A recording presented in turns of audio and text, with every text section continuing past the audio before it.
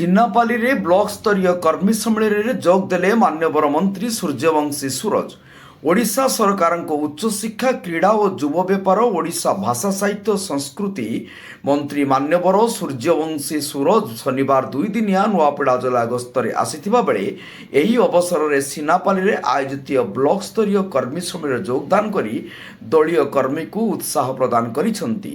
ଆୟୋଜିତ ସଭା କାର୍ଯ୍ୟରେ ମାନ୍ୟବର ମନ୍ତ୍ରୀଙ୍କ ସମେତ ପୂର୍ବତନ କଳାହାଣ୍ଡି ସାଂସଦ ତଥା ରାଜ୍ୟ ସଭାପତି ବସନ୍ତ ପଣ୍ଡା, ପୂର୍ବତନ ବିଧାୟକ ହିତେଶ ବରଗର୍ତ୍ତୀ, ବିଜେପି ଜିଲ୍ଲା ସଭାପତି ସୁବ୍ରତ ଠାକୁର, ପୂର୍ବତନ ଜିଲ୍ଲା ସଭାପତି ଶିବପ୍ରସାଦ ମୁଣ୍ଡ, ଯୁବ ମୋର୍ଚ୍ଚା ଜିଲ୍ଲା ସଭାପତି ଅଭିନନ୍ଦନ ପଣ୍ଡା, ଜିଲ୍ଲା ପରିଷଦ ସଦସ୍ୟା ଆଶା ଜୈନ, ମଣ୍ଡଳ ସଭାପତି ପୁସ୍ତମ ମାସରା, ମାର୍କଣ୍ଡ ଗହିର, କୃତିବାସ ତେଜୀ, ନରହରି ହଂସ, ପ୍ରତାପଚନ୍ଦ୍ର ମେହେର ପ୍ରମୁଖ ମଞ୍ଚାସୀନ ଥିଲେ। କାର୍ଯ୍ୟକ୍ରମରେ ସିନାପାଲି ବ୍ଲକ ଅନ୍ତର୍ଗତ ବିଭିନ୍ନ ପ୍ରାୟ ଶତାଧିକ କର୍ମୀ ସାମିଲ ହୋଇଛନ୍ତି।